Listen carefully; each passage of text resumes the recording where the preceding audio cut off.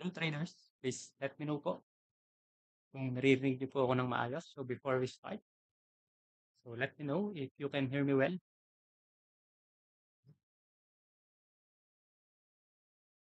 So good morning, good afternoon, and good evening po sa lahat ng nanonood kung saan man po kayo nanonood ngayon. So again, before we start, let me know po sa ating live chat box kung naririnig niyo po ako ng maayos. Please type 1 na lang po sa ating live chat box if you can hear me well.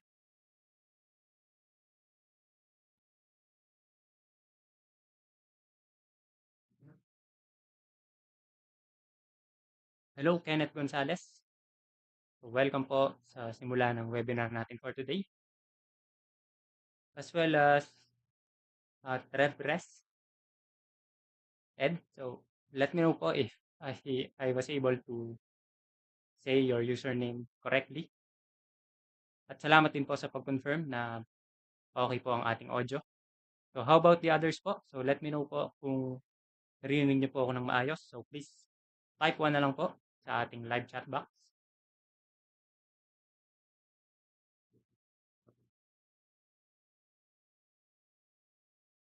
Okay, so for the day po, what we are going to discuss is all about live trading session. So mag-a-analyze po tayo ng iba't ibang currency pairs and as well as titingnan po natin yung economic calendar.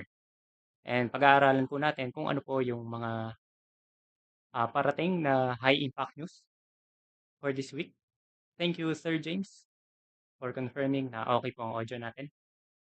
Okay, so again, going back, ang pag-aaralan po natin ngayon is all about the outlook, ang outlook po for the rest of this week ng mga high impact news as well as mag-a-analyze po tayo ng currency pairs. So let me know po kung meron po kayong mga chart requests. So mamaya po at the end of this webinar ay pwede po kayong mag-request po ng chart na gusto niyo tignan at magsasagot rin po tayo ng mga Q&A. Okay, so for today po, ang pag-aaralan po natin o ang i-analyze po natin is more of the major pairs. So again, the 8 major pairs are USD or US dollar as well as the euro. Okay, and Japanese yen. So isa-isa po natin titingnan yung mga major currency pairs natin mamaya. So meron din po tayong GBP as well as Swiss franc. Siyempre, meron din po tayong Canadian dollar. So dito po sa Canadian dollar, meron po tayong high impact news na pag-aaralan mamaya. So meron din po tayong Australian dollar. So Australian dollar. And finally, meron po tayong New Zealand dollar. So ito po yung mga i-analyze natin sa isa. At titingnan po natin yung 7 major pairs. Okay? And kung gusto niyo pong tignan yung mga chart request po ninyo, so pwede rin po natin yung pag-aralan mamaya. Okay? So I think we can start right now.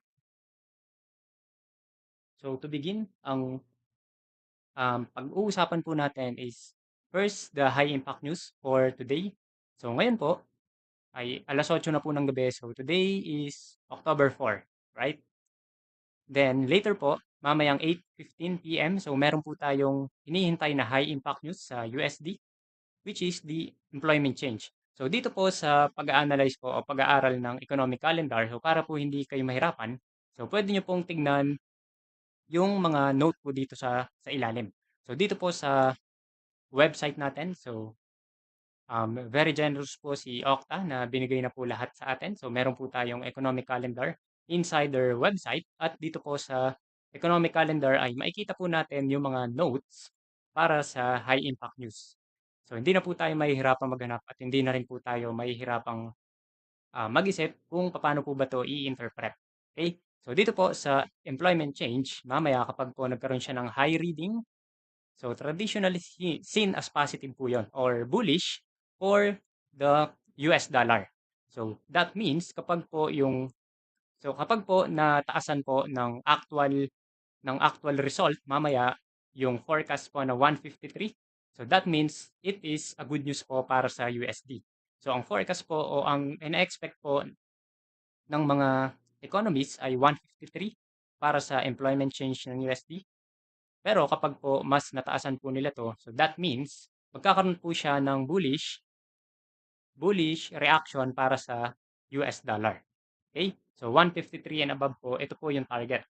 So okay? So last time po 177 yung naging previous data, but right now ang expected lang po nila is 153. So 153 and above, we can expect po sa US dollar na maging bullish or magre-react po siya ng malakas pataas. Possible po na mag-react siya ng malakas on the upside. Okay? And then we also have this ISM service PMI. So dito po, a result above 50 is positive din po para sa USD. So ang forecasted po ng mga economists natin is 53.6. So kapag po umabot siya sa 53.6 and above, so that means positive outlook po siya for the USD or for the US dollar. So that means pwede rin po tayo dito mag-expect ng bullish reaction para sa US dollar. Okay? And then next, meron po tayong ito po yung for this week. Ito po yung dalawang high impact news na natitira po for the rest of this week. So last few days po, so marami po tayong high impact news katulad po nito mga to. But for today, starting from today, which is October 4, so meron na lang po tayong dalawa para po sa ngayong araw na to, which is yung employment change and yung ISM service PMI. And then for tomorrow, October 5, meron pong speech para sa Euro.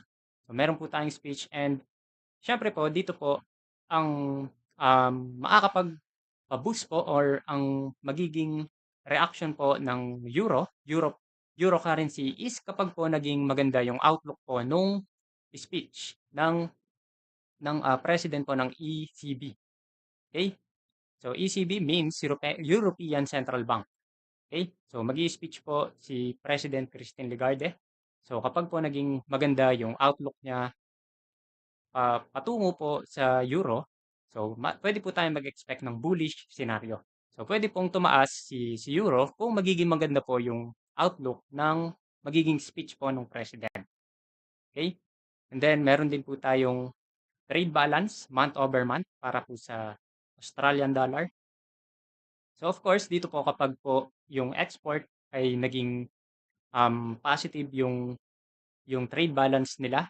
So ang forecasted po is 8,725. So kapag po natumbasan o nataasan yung 8,725 na forecasted po ng AUD, so that means a positive sign for the AUD. So kapag po lumabas na equal or above 8,725 po yung resulta para po bukas ng AUD pair, then makakapag-expect po tayo na tataas po ang Australian dollar or magbo-boost po, lalakas po yung Australian dollar currency. Okay? So mamaya po pag-aaralan po natin sa chart isa-isa yung mga yan, no? Then meron din po tayong high impact news. So October 6 na po yung kasunod. So October 6, dito naman po sa Canadian dollar. So, unemployment rate po naman po yung tinitingnan dito. So, kapag po 5.6% and above yung naging resulta po ng unemployment rate, so unemployment means negative po siya. So, kapag po mataas ang unemployment rate ng CAD o ng Canadian dollar, then that means negative result po yon para sa Canadian dollar. Okay? Pero kapag po decrease in figure po ang lumabas. So that means kapag po 5.5 below, so that means positive outlook naman po 'yon para sa Canadian dollar. So kapag po 5.6% pataas, so pwede pong magkaroon ng negative result para po sa Canadian dollar. Pero kapag naman po mababa, means 5.5% below, then that means pwede pong magkaroon ng positive result para sa Canadian dollar. So pwede po tayong mag-expect ng so for example, tinitingnan po natin yung US dollar against Canadian dollar and then naging mababa po ang resulta nito, then lalakas po si Canadian dollar against the US dollar. Okay, so pwede po tayo mag-expect ng downtrend sa US dollar against Canadian dollar. Pero kapag mataas po yung naging resulta nitong CAD, then that means negative po yun para sa Canadian dollar at magiging uptrend naman po si USD against CAD or si US dollar against Canadian dollar. Okay, and then net change in employment, meron din po tayo sa CAD rin. So ito naman po kapag high reading, seen as positive naman po siya or bullish for the CAD. So ang forecast po is 20, then that means kapag 20 and above, then pwede po tayo mag-expect na ng positive outlook or positive result sa CAD. Okay? And then meron din po tayong, so ito po yung pinaka inaabangan ng lahat. So every first week of the month. So ito po sa Friday. So meron po tayong non-farm payroll or NFP. So ang forecasted po is 170. Then dito naman po kung pag-aaralan po natin itong figure na to, so kapag po ang market reaction ay naging mas mataas po dito sa 170, then that means good news po yon para sa USD. So kapag po 170 and above, so pwede po tayo mag-expect ng positive result sa USD. So as we can see here, a low reading is seen as negative, while a high reading is seen as positive or bullish for the US dollar. Okay? So high reading po means 170 and above. Kapag po nag-169 below siya, so magiging low reading na po yon, which is a negative or a bearish expectation po para sa US dollar. And then meron din po tayong average hourly earnings year over year. So ito naman po, kapag high reading, positive rin po yung magiging resulta para sa US dollar. So 4.3% and above, magiging positive result po siya or positive outlook para sa US dollar. But 4.2 and below, then that means a negative result po para sa US dollar. Okay? And then we also have average hourly earnings. So ito po, average hourly earnings year over year. So the past 12 months, yung ina-analyze po dito ng mga economists, which is 4.3% po yung expected nila. Minimum 4.3%. Dito naman po, average hourly earnings month over month for the past 30 days naman po yung pinag-aaralan dito. And then, yung forecasted po nila is 0.3% lang.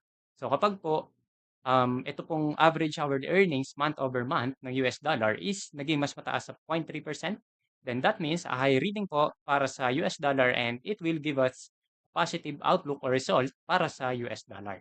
Okay? So yan po yung mga ibabantayan po natin para sa week na 'to. So for the day, meron po tayong again, for later po at 8:15, so 2 minutes na lang 'no. So meron po tayong ADP employment change and then later, meron po tayong ISM service PMI which is both a high impact news. Okay, so dito po 153 again yung inaasahan po natin.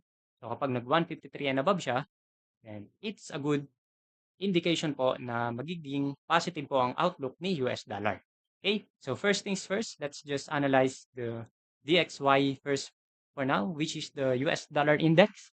So as we can see, ang recent na analysis po natin dito is nakakita po tayo ng resistance dito sa around 104.478.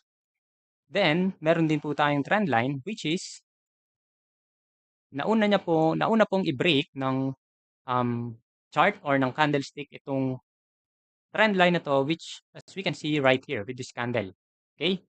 But we also saw na meron po tayong resistance dito sa previous high po natin. So again, this is our 1, 2, 3 pattern or we have a lower high right here.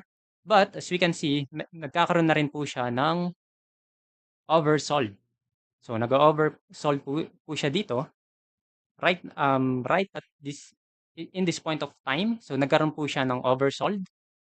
Then ang expectation po natin is magkakaroon po siya ng bounce off of this resistance zone and then pabalik po dito sa support which is our lower channel and then pwede pong magkaroon ng pattern na katulad nito na hindi po niya ginawa. So ano po ang ginawa ni DXY?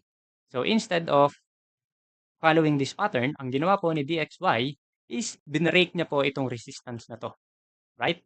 So again, nakakita po tayo ng breakout dito sa trend line which is a good indication na nagkakaroon na po siya ng strength. But again, we are still below the resistance zone right here. So what we are expecting is for the resistance zone to hold. And then once the resistance held, nag-expect po tayo ng support or pagbalik po sa support nitong price action before finally continuing to go up dito po sa higher channel. Then again, hindi niya po yun ginawa. Ang ginawa po niya is binrake niya po itong resistance. So as we can see, nagkaroon po siya ng strong push to the upside, breaking this resistance zone, right? So we can remove our drawings, some of our drawings right here. And then as we can see, malapit na po siya sa next resistance natin, which is right here. Okay, so ang next resistance po natin for the DXY is around 108.162 and 109.297. So this is our second resistance zone, or this is the nearest resistance zone po na pwedeng tamaan itong price action. So of course, meron po tayong mga minor levels po dito. Okay. Then as we can see, the price is respecting po itong mga minor levels natin. But of course, ang mas pag titingnan po natin dito is ito pong makapal na resistance right here. Okay, so what we can expect for this one is for the price to make a retest into this resistance zone. So as you can see, this is a previous resistance that turned into support right here. So here, nag-resist po siya dito, then naging support. Then as we can see, binrake niya po, nagkaroon po ng breakdown. And then as we can see right now, pabalik na po siya dito sa resistance area. So ang pwede po nating expect dito is for the price to retest this previous resistance. And we can expect for this one to go back dito po sa ating previous resistance. And we can expect dito sa previous resistance to become our next support. Okay? Then, kung dodrawingan po natin siya ng Fibonacci retracement, so expecting na aabot po yung price dito, so pwede po tayong mag-expect na ng reaction or pullback dito po around 38.2 and 50% retracement level. And then as we can see, nagiging or marami pong previous retest or previous test po dito sa possible support na ina-expect mo natin ngayon. So as we can see, it is a previous resistance, then it became support right here. So previous resistance po siya dito na naging support dito. Then naging resistance po ulit siya dito. And then nag-resist po ulit yung price dito. Then right now, na-break po ng price tong level na to, and we are expecting for another retest of the support level. Okay? So kung halimbawa naman po na hindi po umabot dito yung price action. So for example, as we can see, nagkakaroon na po siya ng candlestick pattern. So as we can see, we have this inverted pin bar or this shooting star candle followed by an engulfing bar or an engulfing candle. So if the price decided to pull back immediately without retesting this resistance level, then we can expect for this one po to retest this level, which is nagko-confluence po siya sa 38.2 Fibonacci level. Okay? At para po sa mga day traders, so as you can see, we have this on our 4-hour time frame. So meron pa rin po tayong higher highs and low structure. So nag-higher high and low pa rin po siya. But right now, as you can see, nagkakaroon po siya ng retracement. And if you look on our RSI, as you can see, we have divergence right here. So higher high sa price action, but on the RSI, meron po tayong lower high. So clearly, meron na po tayong divergence para sa DXY or sa dollar index. So again, ang expectation po natin dito is for the price to retest this support level, which is our green zone right here. And then, as we can see, the stars are aligning for us. So on our 4-hour time frame, meron po tayong divergence. And what we want to see here is for the price to break this previous low. So what we want to see is for the price to break this previous low. So maybe magkakaroon lang po siya ng consolidation before breaking this support. Then we can sell on the breakout or wait for the pullback. So around this level before finally going down into the support zone right here. Okay? So para po mas simple, pwede po tayo mag-expect ng breakout dito sa previous low, then a retest into this support that may turn into resistance before finally retesting our support zone, which is our 38.2 Fibonacci level on our higher time frame. Okay? So ito po yung pwede nating i-expect para sa US dollar index. So again, meron po tayong hinihintay na forecast or nangyari na po siya. So 153 yung ina-expect po kaninang 8:15 and 8:21 na po ngayon. So tignan po natin kung ano yung naging resulta nito. Okay, so tamang-tama po, no? So let me just take a look at it. Okay, so ang actual na naging resulta po niya is only 89,000 or only 89. Yeah, 89. So 153 yung forecast but only 89 lang po yung naging 89 lang po yung naging resulta. So let's try to reload. Let's try reloading this page.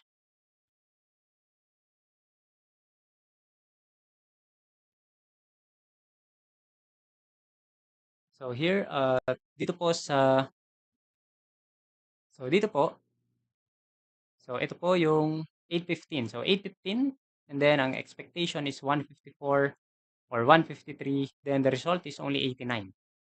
Okay? So obviously, negative result po yung pwede nating i-expect para sa US dollar, which is, again, ang ina-expect po natin para po dito is for the price to break this previous low. So, kung papansinin nyo po, meron po tayong divergence and then meron din po tayong below expectation po ng um, nitong high impact news na to, which is the employment change, the ADP employment change. So, kung mapapansin nyo po, the stars are aligning for the US dollar to go down. Okay? So, again, ang expectation po natin dito is for the price to retest or go down or make a retracement up to this support level. Okay? So, yun po yung ating expectation po para sa US dollar index. Okay? And then, para po sa ating first major currency pair, so let's try to look at the euro dollar. So, euro dollar, and for this one, so as we can see, this one is moving higher or the price came from an uptrend before this drop. So as we can see, nanggaling po tayo dito sa movement na to. So we have higher highs and lows before this drop. Okay? So let's just take a look at this one first. So ito po yung ina-expect natin na mangyayari po sa DXY. Okay? So as we can see, meron po tayo ditong higher highs and lows and then we have this previous low right here. Okay, so we have this previous low. Then as we can see, na break po ng price yung previous low na to. So nagkaroon po siya ng retest pero hindi po na-sustain. So hindi po na-sustain ng price and then na-breakout niya and then as we can see right now, we are at this level. So as we can see po, coming from an uptrend, ang nangyari pong kasunod is na-break po ng price itong previous low. So ito po yung ina-expect natin na mangyayari sa DXY din. Okay? Sa 4-hour time frame. So here on the euro dollar, so pwede po nating i-expect na ito pong mini uptrend na to is patapos na siya. As you can see, we came from a heavy downtrend, right? So we have lower highs, forming lower highs and lows. Then the price created a reversal. So na-break po itong previous level na to, which is our previous high. So na-break niya po to. Then, as we can see, nagkaroon po ng complete reversal. So nag-form po itong higher highs and lows. But as we can see, as of the moment, meron po tayong breakout dito sa previous low na to. So this is not a good sign po para sa US dollar kung bullish po yung outlook natin sa market or sa euro dollar.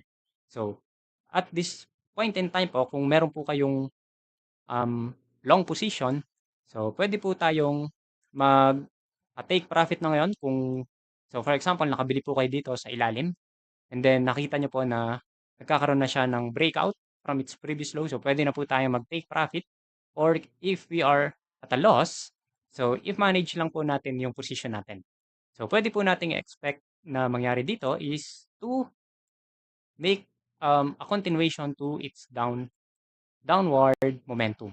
So again, we came from this downtrend before creating this reversal pattern right here. But right now, we are on a possible continuation to this original trend, which is the downtrend. So the prevailing trend for this one is downtrend. And as we can see, kung long-term po yung approach na titignan natin sa euro-dollar, so pwede rin po natin siyang i-expect na magkaroon po ng continuation to the downside. Okay?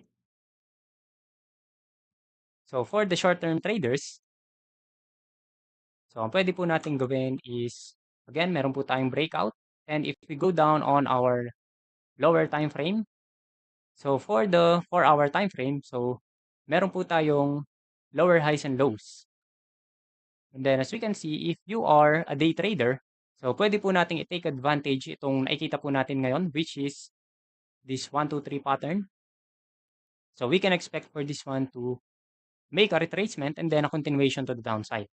So para po matimingan natin itong lower high na to, itong possible lower high na to, so pwede po natin siyang gamitan ng Fibonacci retracement. Okay? So if we take a look at the DNA po ng euro dollar, ang previous level po na na-respect niya is the 50%. 50% retracement po coming from this previous high to this low, right?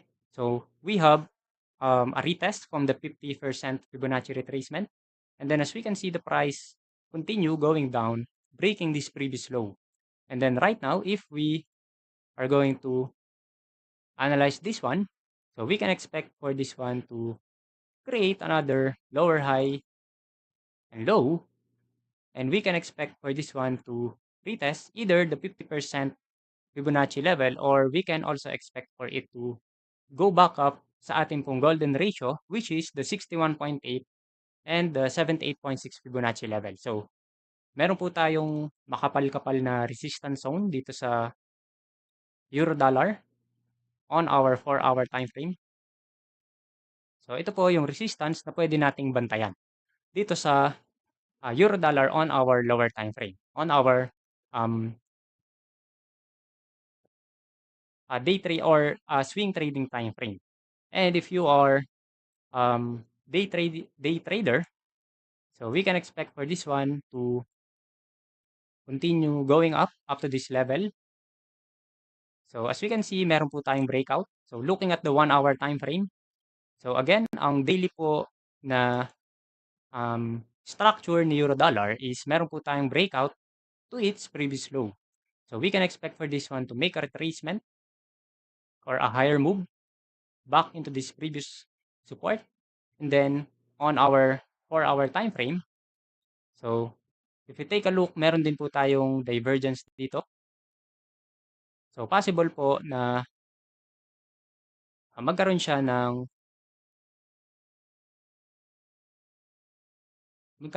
reaction. Okay? So meron po tayong divergence. So possible po na magkaroon siya ng reaction na kung mapapansin po natin, align po siya sa higher time frame. So sa higher time frame, nag-expect po tayo ng pagbalik dito sa previous support before continuing to go down. And then on our lower time frame, so meron po tayong divergence, right? But if you are a day trader, again, let me emphasize on this one. If you are a day trader, you can take advantage po dito sa resistance level na to. So on our 1-hour time frame, we have this resistance level. So we can expect for this one to retest this resistance, and then the price could go down And then the price could go back into this previous support or this previous resistance, and this could act as a support on our higher or lower time frame. Okay? So again, ang expectation po natin dito, if you are a day trader, so meron po tayong break of structure sa daily time frame, and then we are expecting for this one to go up and then go down again for our continuation to the downside. And then for our time frame, we have this divergence. So we can expect for this one to go back go back up all the way from its previous low or high rather, and then we can expect for this one to go back into this support or this previous low sa ating daily time frame. Okay? But if you are a day trader, meaning if you are trading on a 1 hour time frame and below, then we can take advantage for a possible drop once the price reach this resistance level. Okay? So ganyan po natin pwedeng i-combine yung tatlong time frame. So we can take advantage po if you are a day trader, so we can take advantage para po dito sa resistance na to, which is 1 hour time frame pababa. So pwede po nating i-expect na yung price action is tatama po siya dito sa resistance, and then babalik po siya dito sa support, sa support na to sa ilalim, and then pwede po siyang magkaroon na ng continuation to the upside. And then on our 4 hour time frame, since we have this divergence pattern, so pwede po nating i-expect na i-break niya tong previous high, and then mag-retest siya dito sa previous low na to, which is our previous low po sa ating daily time frame. And then finally, it will continue to go down. So yan po yung pwede nating gawin dito sa euro dollar. Okay? And then next, let's try to look at the dollar yen. So for the dollar yen, on the daily time frame, as we can see, we have an uptrend right here. So looking at the dollar yen on our daily time frame, so we have this 1, 2, 3 pattern.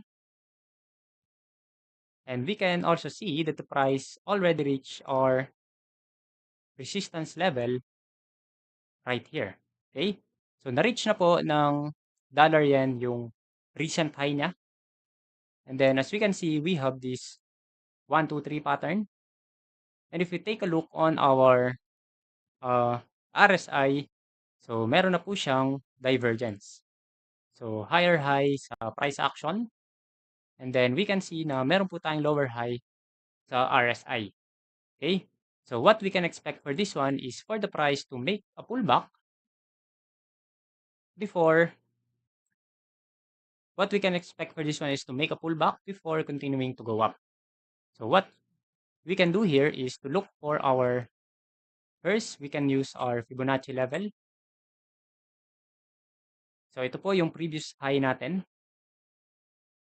para sa dollar yen. So this is our previous resistance. So we can expect for this one to act as a support before continuing to go up. And we can also use our Fibonacci retracement. So if we draw our Fibonacci retracement, so meron po tayong confluence sa 38.2 Fibonacci level. Or if you want, we can wait po for a retest po sa ating golden zone, which is our 61.8 and 78.6 Fibonacci zone. Okay? And then while we are expecting for this one to drop all the way back into this first support. So ito po yung first support natin, which is our previous resistance. And then our second support is right here. So kung hindi man po tayo magkaroon ng entry pattern, kung hindi po tayo magkakaroon ng entry pattern dito sa previous resistance natin, then we can expect po dito sa dollar yen na bumaba po siya all the way down dito po sa 61.8 and 78.6 Fibonacci retracement. Okay? Then on our lower time frame, so sa 1 hour time frame po, as we can see, pababa na po siya. Okay? So galing po dito sa resistance level. Galing po dito sa resistance level.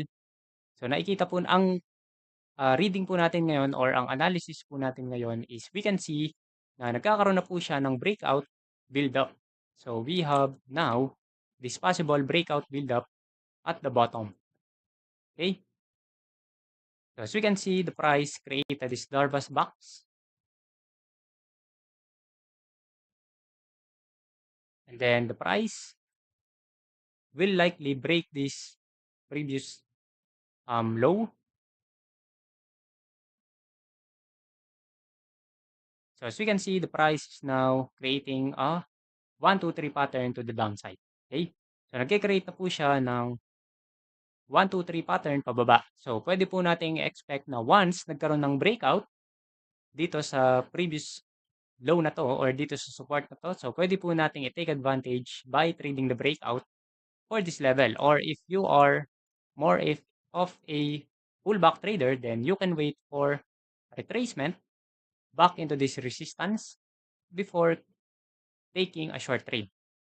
Okay, so pwede po tayong mag-take ng short trade kapag nagkaroon po ng breakout, either dito sa breakout or we can wait for a retracement. Okay, then our stop loss, so the safest placement po ng stop loss natin is above its previous high. So let's just say right here, above our previous high. Okay? Then for our target, so depende po kung gaano tayo ka-aggressive. So we are expecting for this one to go back down into the support. So kung aggressive type of trader po kayo, so pwede po natin gawing target itong next support po natin, which will give us 1:7 risk to reward ratio. So 1:7.5. So malayo po to, no? So sobrang laki po nito, itong risk to reward na to. Kung hindi naman po kayo ganun ka-aggressive, then we can take a look po sa mga level na meron po tayo dito. Okay? So meron po tayong level dito and meron din po tayong support right here.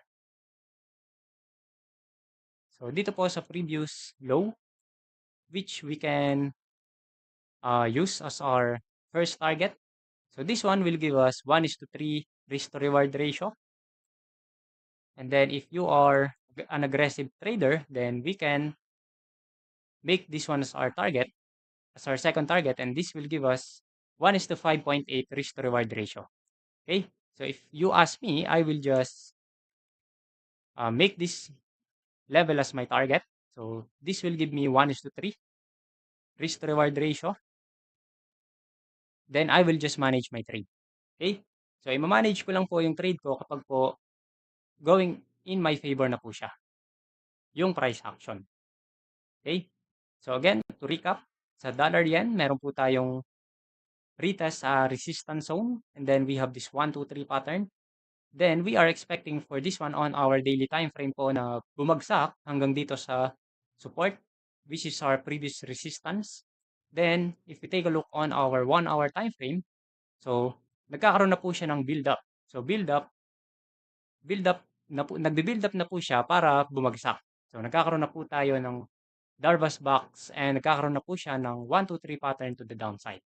So we can expect for this one to drop up to its previous support or its previous resistance according to our daily time frame. Okay? So let's just put a note po dito. So daily time frame support. Okay? So this is our daily time frame support. So pwede po nating i-expect na yung price action is bababa po hanggang dito. Okay? And then again, para po sa mga day traders, if you are trading on the 1 hour time frame below, then we can see na nagkakaroon na po tayo ng build up pababa, and we can expect for this one to complete the 1, 2, 3 pattern, 1, 2, 3 pattern to the downside until it reach its previous support right here, or either right this at the bottom. Okay? Or the daily time frame support. Okay? And then for our next pair, so we have pound dollar. So let's try to look at the pound dollar. So, pound dollar for our daily time frame. So, for this one, we can see na the price came from a downtrend. So, the price is creating lower highs and lows. Then, the price created a reversal. So, nagkaroon po siya ng uptrend coming from its downtrend. So, para po siyang euro-dollar. So, sa euro-dollar, ang outlook po natin long term is magkakaroon po siya ng 1, 2, 3 pattern to the downside. And then, nagkakaroon na po siya ng continuation to the downside. As we can see right now, the price was able to break multiple previous lows. Right? So, meron na po tayong breakout sa ating pong previous low para po sa pound dollar. So, what we can expect for this one is for the price to make a continuation to the downside, continuing its prevailing trend, which is its original trend, which is the downtrend. Okay? So, pwedeng ito na po yung continuation nitong long-term outlook po natin dito sa pound dollar. Okay? So, as we can see, meron na po tayong breakout. Meron na po tayong breakout dito sa ating previous low. And we can expect po for this one to make a retest sa ating pong previous support right here. And this could turn into resistance. So this could turn into resistance and we can expect po for this one to make a continuation to the downside once the price reach this level. So we have this resistance zone right here. And if we draw a Fibonacci level, so assuming na ito na po yung bottom, nitong pound dollar, so we can see na confluence po sa 38.2 and 50% Fibonacci level again, itong pound dollar. So once the price pull back into this resistance, then we can expect for it to continue to go down. And if we go down sa ating pong lower time frame, so as we can see, meron po tayong 1, 2, 3 pattern din on our 1 hour time frame. Then as we take a look sa ating pong RSI, so wala pa po tayong divergence unless if we are going to take a look at this previous low to this low, so lower low pa po siya as well as the RSI. But if you are going to look at this level, so dito po, nag-start na po siyang magkaroon ng divergence. Right? So let me just draw this one carefully. Okay, so as you can see, nagkakaroon po tayo ngayon or meron na po tayo ngayon ditong divergence. If you take a look at these lows, and then if we are going to take a look at these lows, meron po siyang double bottom. Okay? So double bottom, at the same time, nagkakaroon na po ng higher low yung RSI. And then we can also see na nagkaroon po siya ng breakout. So if we take a look at this one, so nagkaroon po siya ng breakout, then pag breakout po niya, umabot po siya ng hanggang 49.5 pips to the upside so far. So what we can expect for this one, combining the daily time frame, is for this one to go back into this previous resistance before continuing to go down. So sa daily time frame, ito po yung expectation natin. Then on our 1 hour time frame, so ito po ngayon yung babantayan natin dito sa 1 hour time frame, which is our previous high. Okay? So once nagkaroon po ng breakout dito sa previous high, so as we can see, nagkaroon na po siya ng first pattern po dito sa ilalim, which is our double bottom. Okay? Then nagkaroon po siya ng breakout dito sa top box. So kung dodrawingan po natin siya ng Darvas box, so nag-breakout po siya dito sa top box.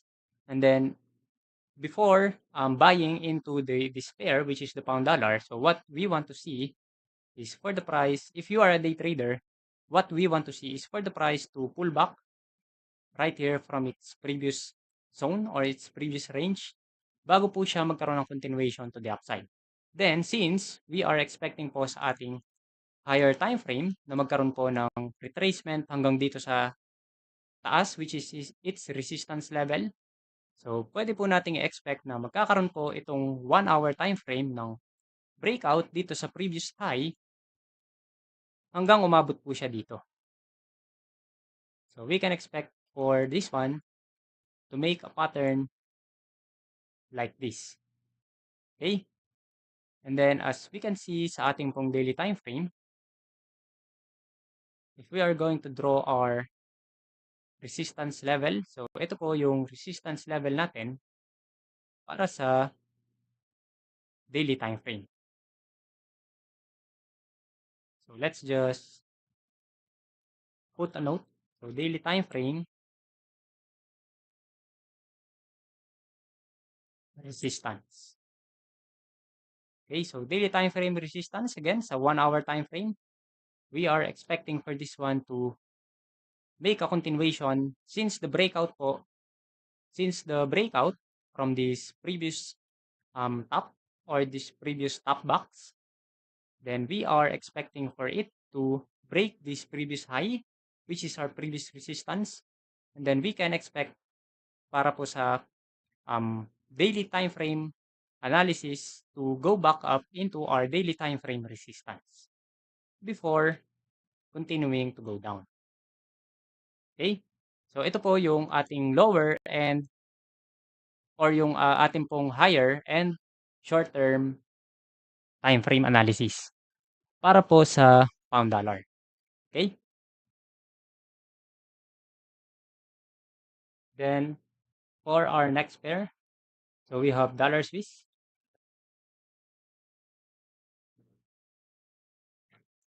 So dollar Swiss, let's start on the daily time frame. So for this one, so we came from this downtrend na naman po, no? So meron po tayong downtrend, but as we can see, as of the moment, na kaka-breakout lang po ng price action dito po sa previous high. Then, as we can see, nagre-retest po siya ngayon. So, we can also see na after the breakout, nagkaroon po siya ng consolidation. So, after breaking this previous resistance, so nagkaroon po siya ng consolidation.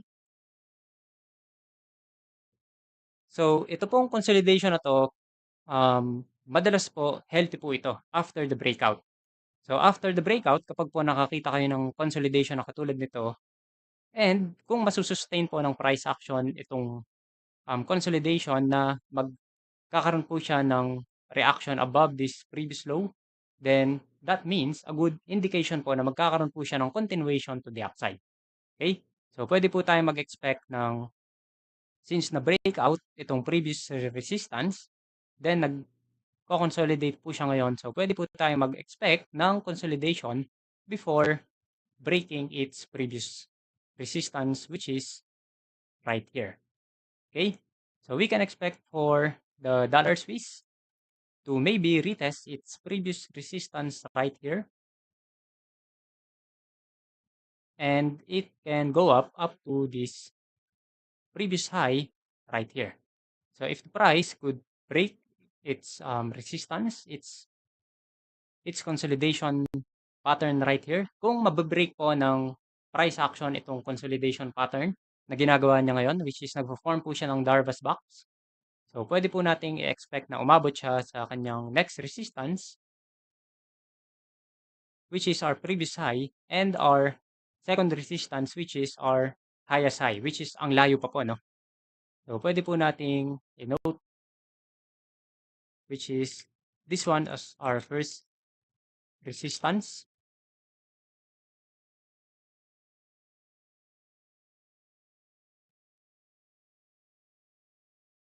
And then this one as our second resistance.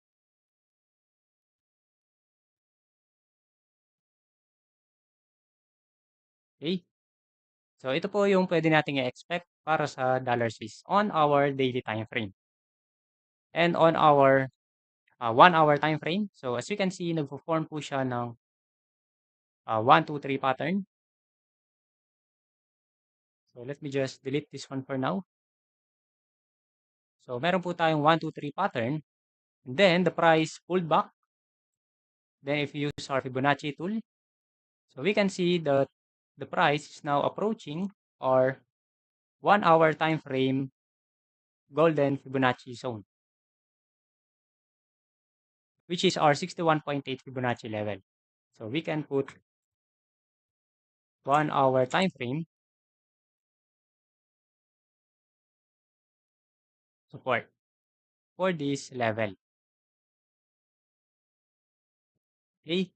So, since ang ina-expect po natin on our daily time frame is umabot po siya dito sa resistance na to, then on our 1 hour time frame, as we can see, confluence po siya ngayon na nasa support na siya. Then we can expect for this one to make a continuation to the upside. Okay? So, yan po yung nakikita natin para sa dollar Swiss. Alright? Then for our next pair, so let's try to look at the Aussie dollar. So for this one, Aussie dollar on our daily time frame, as we can see, we have um, a huge downtrend right here. So downtrend po siya ngayon, and as we can see, para po siyang kamukha ng euro dollar, right? So as we can see, nagkaroon po siya ng attempt to make a reversal, but na-reject po siya nitong resistance level na to. And if we are going to analyze it right now, so meron po tayong pattern. So as we can see, nagpo-form po yung pattern just like this one. So meron po tayong pattern na ganito, which is nagkakaroon po siya ng attempt to make a reversal, and then dito po nagkaroon po siya ulit ng attempt to make a reversal. But every time na bumabalik po siya sa previous high na na-create niya, katulad po nito, so dalawang beses na po siyang nangyari, every time na bumabalik po siya sa previous high, nagkakaroon po ng instant rejection. So, kung iti-trade nyo po si Aussie dollar on the daily time frame, so better to wait for a continuation pattern po to the downside. Because as we can see again, every time po na nagkakaroon siya ng attempt to make a reversal to the upside, hindi po nagiging successful yung attempt niya to make a reversal. So that means we can look for a continuation to the downside para po dito sa Aussie dollar. Okay? And then if we are going to analyze this one right now, so we have this 1, 2, 3 pattern. And then as we can see, nagkakaroon po siya ng mini flag. So meron po tayong mini flag. So pwede po siyang magkaroon ng retracement. So ang pwede pong expectation natin dito is to break out this higher channel and then retest on its resistance zone. So again, we can use Fibonacci level for this one. So assuming na ito na po yung bottom nitong Aussie dollar, as we can see, our resistance level is this. As we can see, we have this previous support, which is a confluence po para sa ating 50% Fibonacci level. Okay? So pwede po nating i-expect na magkaroon ng continuation para dito, and then continuation to the downside. Okay? And if we are going to look po for our lower time frame, so ito po medyo malayo-layo pa. So ito ho yung previous high na meron tayo for our higher time frame. So pwede po natin siyang i-expect na magkaroon po ng consolidation inside this range before breaking this previous high. Then as we can see, again, ito po yung ating daily time frame resistance.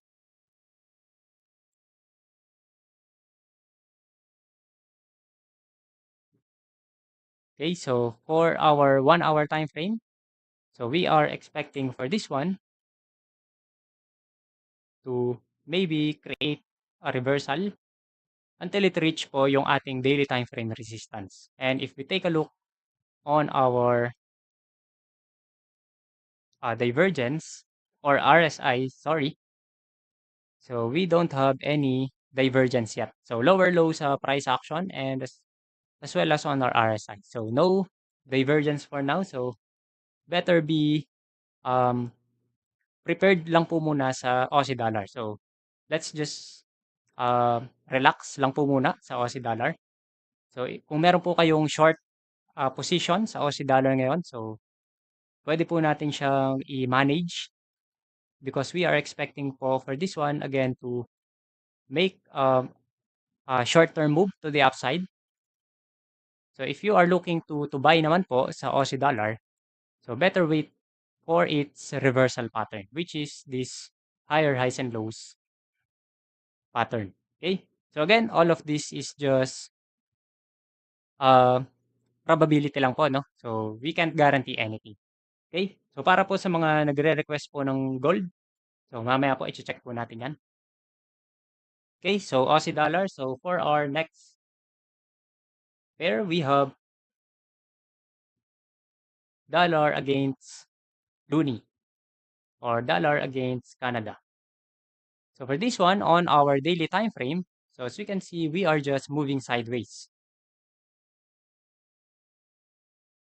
Okay, then as we can see, the price is now approaching our resistance level again. So every time na, kung makikita po natin, every time na nire-reject po ng price or nire-reject po ng resistance yung price, bumabalik po siya dito sa support level. Right? So ito po yung pattern na binubuo niya. But as we can see right here, so nag-retest po siya dito sa resistance, but instead of going down all the way down to the support level, so nakita po natin na nag-create siya ng breakout build-up. So possible na nagkakaroon na po ng mga buyers around this level. So we can expect for this one to create a 1, 2, 3 pattern kung magkakaroon po siya ng successful breakout dito sa resistance. Okay? So kung magkakaroon po siya ng successful breakout, pwede po nating i-expect itong 1, 2, 3 pattern na to. Then if you are a pullback trader, then you can wait for a retracement dito po sa resistance before it turn into support for a possible continuation to the upside. Okay? Or if the price rejected this level, so ito po yung first scenario. Ang second scenario naman po is for the price to reject this price again. Since nasa resistance zone na po tayo, so pwede pong magkaroon ng breakout dito sa breakout build-up. And then babalik po siya, pwede po siyang bumalik dito sa support. Then it will bounce back up again into its resistance zone. So ito lang po yung nakikita natin sa US dollar against Canadian dollar as of the moment. We are just moving sideways. Okay? And then finally, we have New Zealand dollar. So for the New Zealand dollar on our daily time frame, so we are again on a downtrend. So parang katulad po siya ni Aussie dollar, right? So every time na nagkakaroon po ng retest dito sa previous high, as we can see, nagkakaroon po siya ng rejection. Then as we can see, nagkaroon po siya ng flag. Right now, meron po tayong flag after retesting this resistance. As we can see, we have this 1, 2, 3 pattern. Then after retesting this resistance, the price started to form a flag pattern. So, pwede po natin i-expect na magkakaroon po siya ng retest dito sa higher channel and then a retest into its lower channel. So, hanggat hindi po nagkakaroon ng breakout dito sa channel, let's just stay away lang po muna sa New Zealand dollar. Okay? So, yan po yung nakikita natin para sa New Zealand dollar. And for those people na nagre-request po ng gold, so let's try to look at the XAU-USD. So, for this one, we analyze that the price could react into this 61.8 Fibonacci level. And then, kung napanood nyo po yung previous webinar po natin last August, nagkaroon po tayo ng analysis dito na kapag niretest po ng price, itong level na to is magkakaroon po siya ng continuation to the downside, which is, yun na po yung ginagawa niya ngayon. Right? So, if we are going to analyze this one as of the moment, so we can see na the price is now into its support level. So this is a previous support, turn into resistance, and then support again. And right now, the price came back down into the support, right? And then as we can see, nagkakaroon na po siya ng reaction. So makakakita po tayo dito ng double bottom on our lower time frame, which is the 1 hour time frame. So we have this Darvas box pattern. And going back into our daily time frame, so as we can see, since nasa support na po tayo, then we can expect for this one to retest its previous support na pwede pong maging resistance. Okay? So pwede po nating i-expect na magkaroon po ng reaction dito sa support, and then it would go back. It would go back sa resistance level bago po siya magkaroon ng retracement or a continuation pababa. Okay? And then if we are going to use our Fibonacci level, so we can see na meron na naman po tayong confluence sa 61.8 Fibonacci level as well as the 50% Fibonacci level. As we can see, ganun na ganun rin po yung nangyari sa kanya. So the previous analysis that we had for this one is for the price to make retest on our Fibonacci golden zone before continuing to go down. And right now, we are expecting the same move. The same move po para dito. Okay? As we can see, nirespect po ng price yung Fibonacci level. And right now, ganun rin po ulit yung pwede nating i-expect para po dito sa gold. So since we are on the support, so lagyan na lang po natin siya ng note.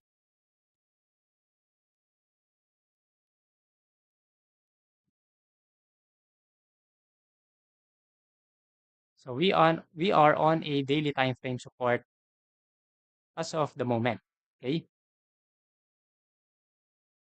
So daily time frame support, and while we are on our daily time frame support, sa 1 hour time frame po, nagkaroon tayo ng double bottom, which is a reversal pattern. Then we can expect for this one to break this previous high for a possible continuation to the upside. Okay? So kapag po nagkaroon tayo ng breakout dito sa previous high na to, then we can take a buy trade. And for our stop loss, and we can put it below our double bottom pattern. Then for our target, so depende na lang po kung gaano tayo ka-aggressive. So pwede po natin siyang 1:1.5 risk to reward, or if you want, we can make these previous levels as our target. Okay? So inside our lower time frame, so meron po tayong possible na move to the upside. So pwedeng ito po yung first target natin. So pwede po tayo magkaroon dito ng 1:1.9, or for our second target, pwede po tayo magkaroon ng 1:2.7 risk to reward ratio. Okay? But if you are a conservative trader just like me, then I will just aim for at least 1:1.5 risk to reward ratio for the XAU-USD or the gold. Okay? So clear po ba yung ating pong analysis para sa ating live trading session for today? So let me know po if you have any questions sa ating live chat box before we end our session for today. So let me just know po kung meron po mga tanong, and I will try to answer po as much as I can.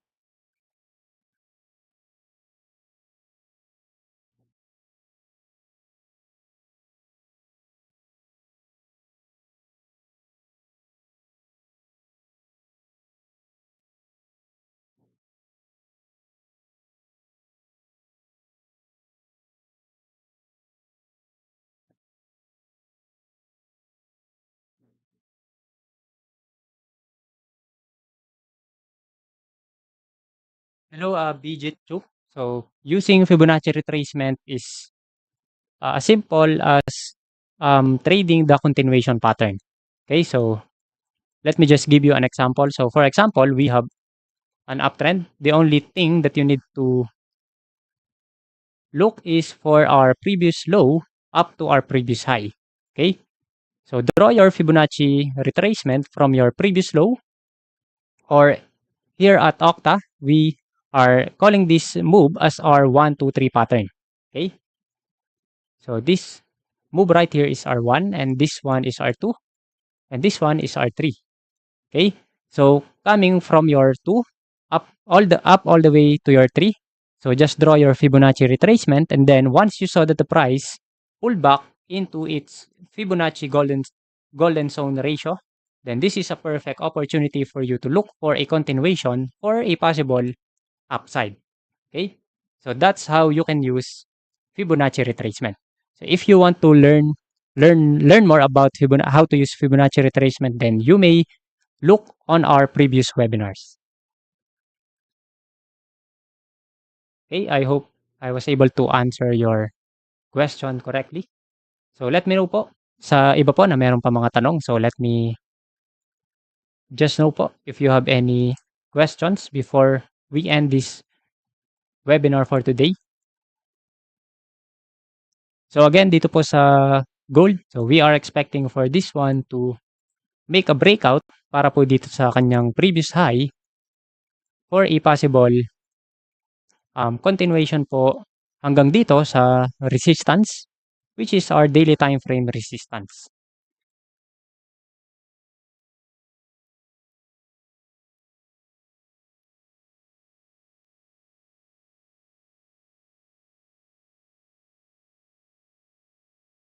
Okay, so ito po yung inaabangan natin dito.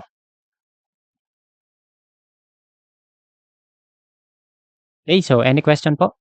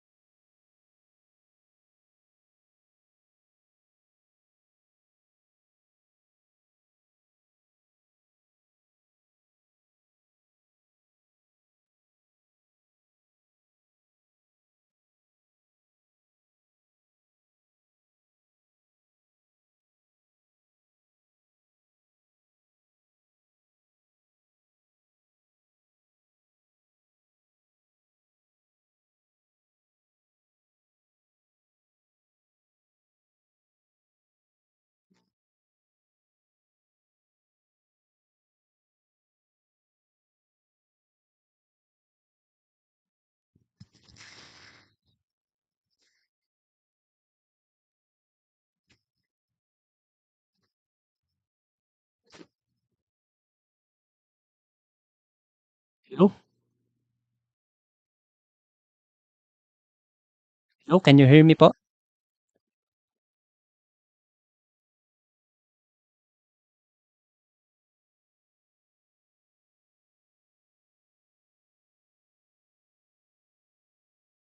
Hello, can you hear me now?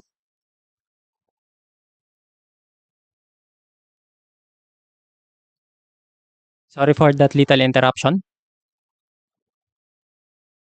The mic turned off by itself.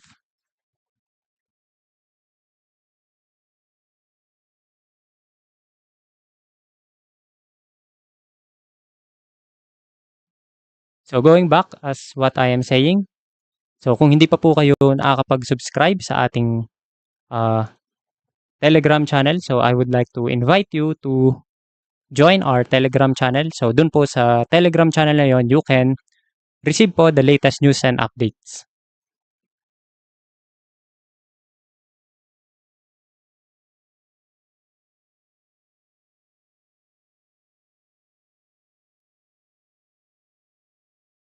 Okay, so again, before we end, let me know po kung meron po mga tanong.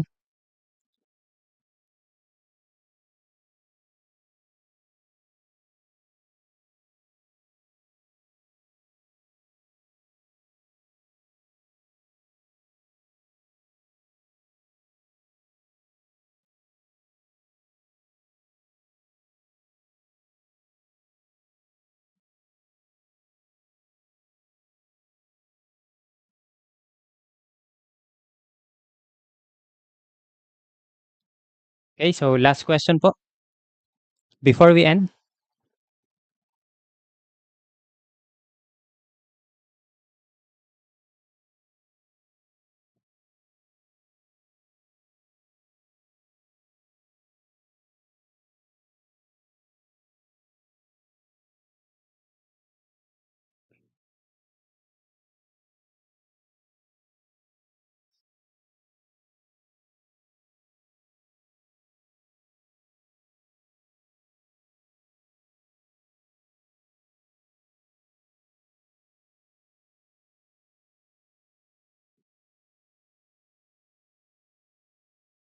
All right, so if you don't have any question, I think that's it for our webinar for today. So again, this is Paul Mendoza, your trading speaker. Bye.